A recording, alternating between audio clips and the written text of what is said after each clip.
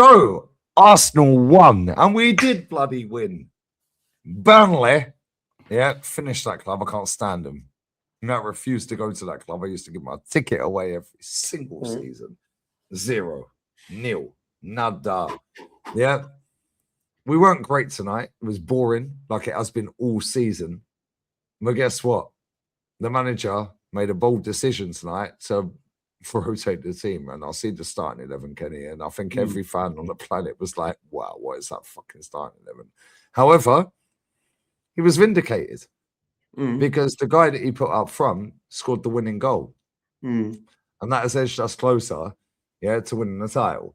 We are 90 minutes plus stoppage time away from winning a league title for the first time for 22 years, Kenny. Follow Kenny Ken 1972 on Insta.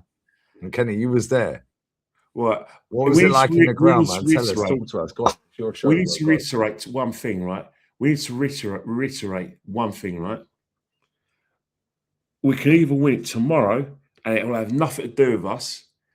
So that'd be 90 minutes plus stoppage time, or it'd be a situation where it'd be 90 minutes plus stoppage time at Selhurst Park. But one thing I will say is that I got in good authority. One of the most, I don't know who this guy is, right? And I'm going to quote him: "Hands of Arsenal, whoever you are, you must be one of the backroom staff. You must be the kit man, or you must be Mikel Arteta's twin brother, because everything you say was spot on. He leaked the team sheet half an hour before kickoff. Someone sent it to me, and I leaked it. I leaked it beforehand, and I said unconfirmed reports, and everything Hand of Arsenal said about the team sheet was true. He mentioned Calafiori starting on a burner account, Kenny. Yeah, and he mentioned that Havertz starting. And if we talk about the concept, first and foremost, as crap as Burnley are, they were not going to be humiliated. They refused to be humiliated. Now, as you can know, I didn't watch the. I watched the first minute of the Man City game at Turf Moor, last month. They had a breakaway goal, scored, and I went and watched the Michael Jackson movie, and I was expecting an avalanche of goals. It didn't happen, and I was told that Burnley made it difficult for Man City. Man City missed chances, and that Burnley would be hard to beat.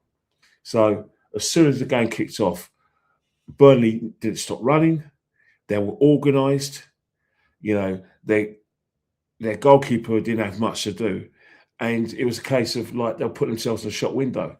I expected nothing. One thing about that you can't take out of context is that had it been a situation where Man City beat Everton and held on, or somehow got a 4-3 win, I think our team sheet, our aptitude would be a lot different, because we're in a situation where it's in our hands. We're going to do what Arsenal does. If we score first, the opposition are not going to break us down. No matter how much quality they have, no matter how much endeavour they have, we're going to make sure we're organised. We're going to make sure our goalkeeper comes for every cross and catches it. We're going to make sure our fullbacks don't let the crosses go in, and we're going to make sure that if the through ball goes through, our defenders are going to be able to hold the ball off. And that's exactly what we did. We did that against Newcastle when we went a goal up with Eze's brilliant goal, and that's who we are. And we can get away with that because essentially, if Man City win tomorrow, they're still going to need snookers. They're going to need a snooker from us at Selhurst Park. So that's the situation. That's Mikel. If there's no need for any risks, Mikel's tactics are always going to be make yourself difficult to beat, get the early goal, make yourself difficult to beat. It's not pleasing the eye because everyone wants a classic. Everyone wants that kind of the kind of football we play against Fulham. But you look at his team sheet, you're not going to get pinpoint passes at speed if you've got Eza, Odegaard and Rice in the team. You're not going to happen. If you had Miles Lewis-Skelly, he's going to try and put the ball through the lines, and whoever's up top, if it's Kai or Victor, are going to sort of like, try and sort of get in those passes. It didn't happen today. We did a set piece. Saka's great delivery. Kai Havertz is excellent in the air. That was a great goal. That was a great goal. I thought Kai was good today. Kai gives us something different. He was on the right wing, which I thought was a bit weird. But that's the thing with Kai, is that you've got to remember that he's a player that plays in midfield. He's like I said, tactically, he's what I call as that. He's seen as a generational player. But I think with Kai, the way he's been schooled when he was at Leverkusen, he scored at Germany, obviously at Chelsea. He's always been that player, and that's why managers have always had a curiosity about him, where they think, you know what, this guy can play in midfield. He can play as a number 10. He can play up top. He's got all the tricks of the trade. So and I say it, without any sort of candor, if you want to use a sporting term, horse for courses, Kai Havertz is your player. There's certain footballers out there, horses for courses. And the Dibbly Dobbly today had a fantastic game. My Dibbly Dobbly, Trossard, was man of the match. And basically, when you look at players like Kai, you look at players like Leonardo, they are both what you call horses for courses people. They can play in virtually different systems. They can virtually play in different positions. And that's why Mick Arteta would be very reluctant, despite my my insistence that we do move Leonardo on. I've never said we should move Kai on, but a lot of people think we should move him on because, again, when we look at Victor Gyökeres, he's what you say in a crisp packet: a centre forward who scores goals. That's it. That's all we want. We don't want someone who could link up the play. We don't want someone who could play in midfield. We don't want someone who's tactically important. We want someone who does what he says in the tin, score goals, and that's the criteria that we're looking for. Whilst Kai is a bit different because, like it or not, we don't know the manager's team sheet. The certain players are going to pick themselves for Budapest, and obviously on Sunday. So, for instance, you've got the goalkeeper picks himself, the centre halves pick themselves. Yeah. Because of the injury to Timber and White, Mascara picks himself. Left back is still a question. Midfield is still up for debate because he's given us something different. The captain's going to play in Budapest. And you've got Eza. Eddie Rice is going to play. So you've got a situation: is it Eza, Zubimendi, or is it going to be Miles?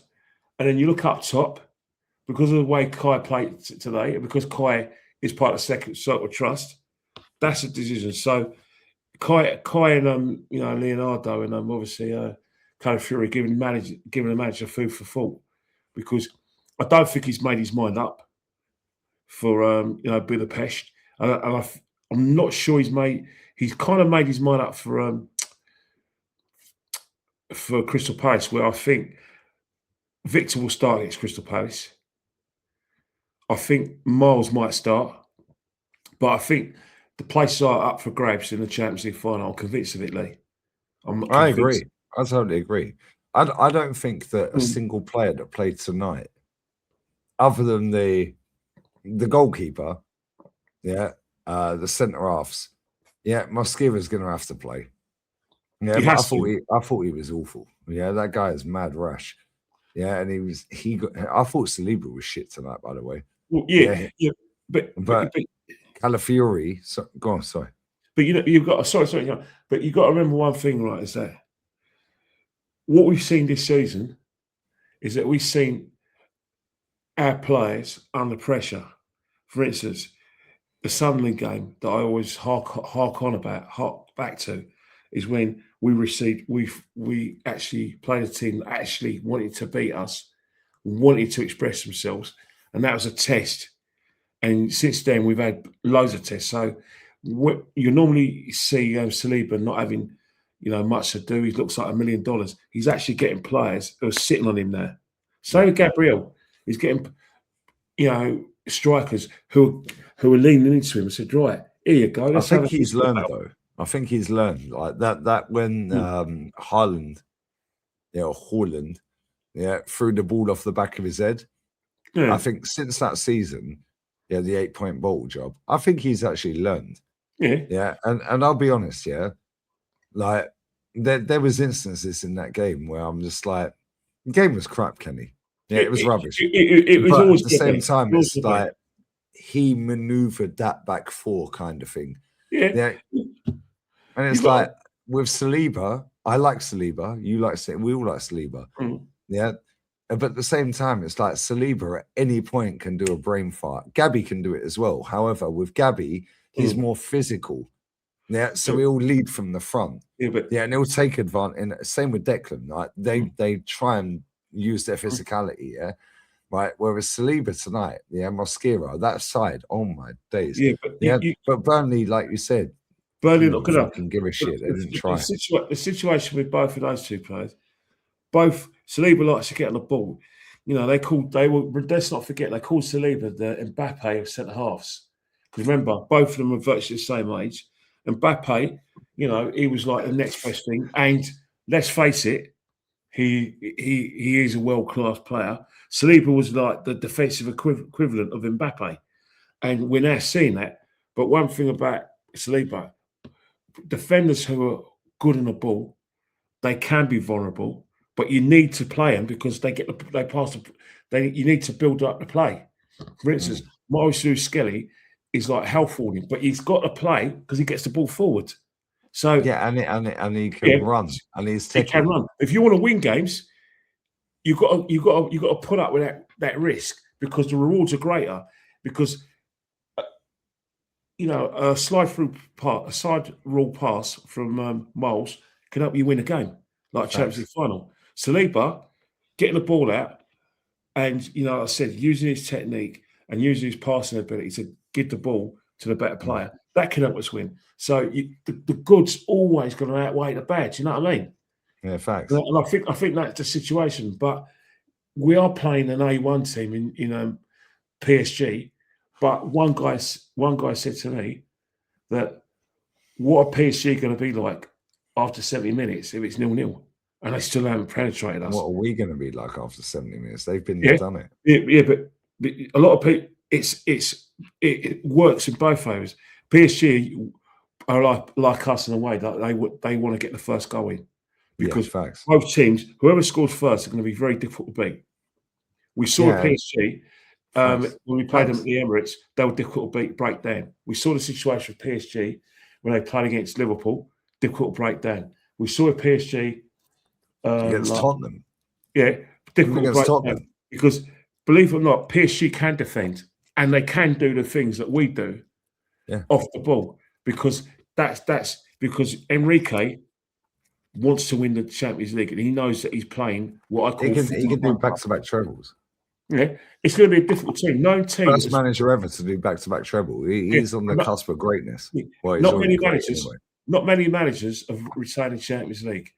I mean, many teams have done it. Like obviously, Real Madrid did the 3 in a row.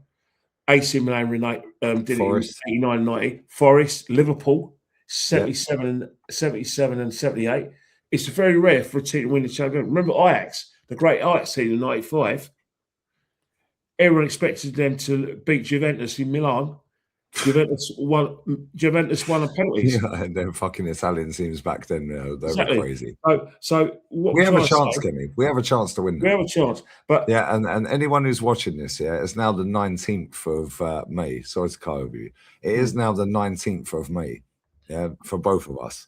Yeah, on Netflix. I'm not sure what time it drops. Yeah, Istanbul.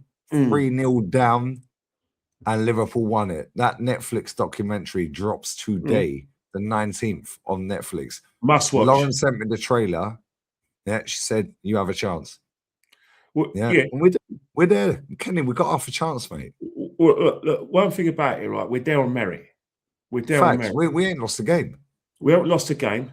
To let's be honest, we haven't looked uncomfortable.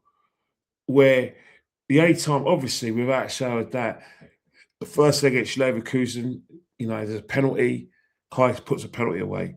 Lisboa, it could have been 0-0, and Kai scores a goal. So we have been in situations where we've been taking a well, but ultimately we haven't looked like losing. Now we're playing a team that is on paper individually are better than us because they won the Champions League and they're serial winners. They're collectively are better than us, but doesn't mean they can beat. Doesn't mean they're going to win because they'll have to work their nuts off and have to be flawless to beat us. Yeah, and if we score a corner, we can just fucking do the dirtiest low block ever. Exactly. We know we can defend. All I can say now is that two things will happen.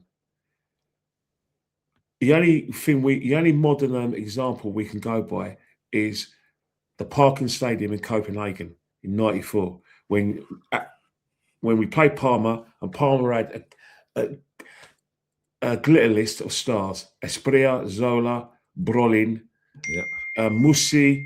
They had Pagluca in goal. They had a really great side, but we had injuries, we had suspensions. And they already had the bunting out for Parma. Exactly. And as Smith scores that volley, we just make ourselves difficult to beat.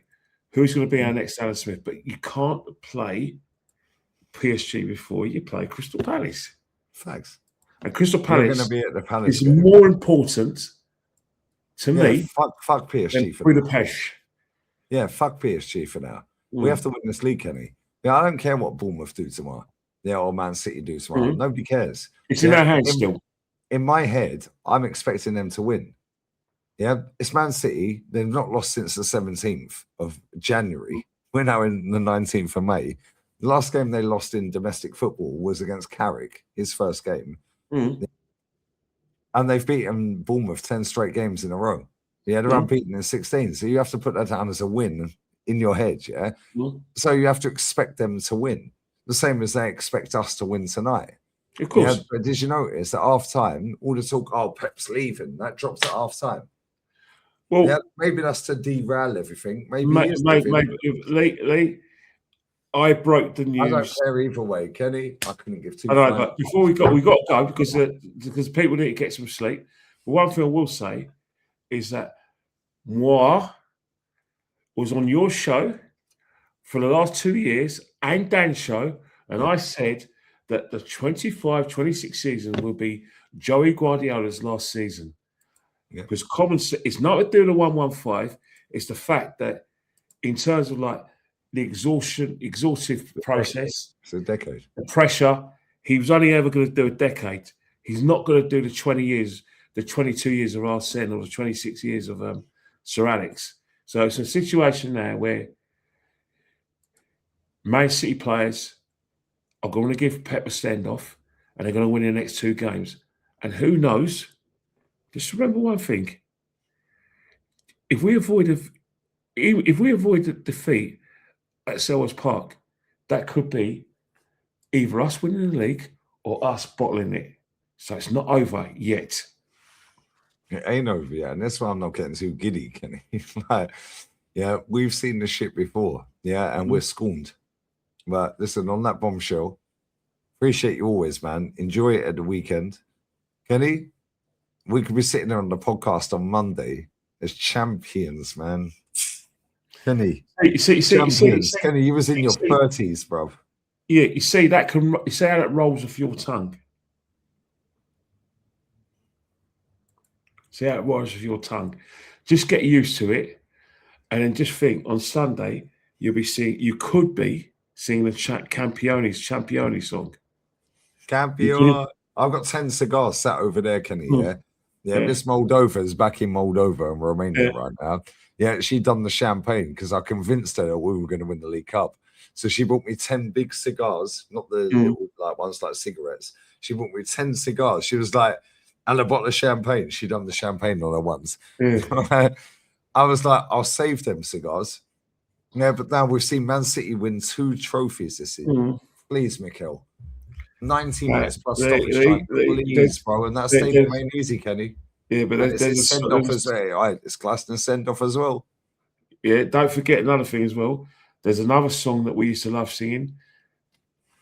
Take It Away, Freddie Mercury. But we can't sing it until we lift the gong and win the games. We're But, gonna do it, Kenny. We're gonna do it. right. Yeah, we're gonna do it, mate. Listen, shout your Instagram out. I'll share My your Instagram is Instagram. at KennyKane1972. Do not go to my Twitter because some knobbly knob, Dibbly small dobbly. knob, small knob has basically hacked my account. And Don't worry, we'll get that back. don't worry. But it's been 2 weeks, but Instagram is the bomb. So, like I said, as I said before, it's all about Sunday, and then let's see what we've got to do. And you'll be there. I love you, Kenny. Yeah, I love I'm so you, mate. glad that you're gonna see it. Yeah, because we are gonna do this. Yeah, I was gonna go live. However, I've scheduled it for 3:30. So Really? 2:30 UK time, Chinese dentist, 2:30. 2:30. What, 2:30 in the morning or 2:30 tomorrow? No, UK time, afternoon. Jesus. Because I'm I was absolutely going to do the sign of the cross. I was thinking, no way. No, No UK way. time, 2:30 in the afternoon. Right, fair enough. Because I'm knackered. Yeah, and I'm just gassed. sleep. I'm so happy, man. Yeah, I do need to get a good night's sleep. Yeah, but listen, Kenny, love you always, man. Make sure you follow KennyCan1972. I'll share his post on Insta in a second. And I'm going to bed, yeah? And Rants, you see that Arsenal Express, yeah? It's never late. It's derailed, bruv. And I'll see you tomorrow as well. Yeah, you can hold that as well. Yeah, they're rattled. Yeah, cry more. Nobody cares, bruv. We could be champions, Kenny. Yeah, by literally 10 p.m. tomorrow night. Yeah, it is what it is. But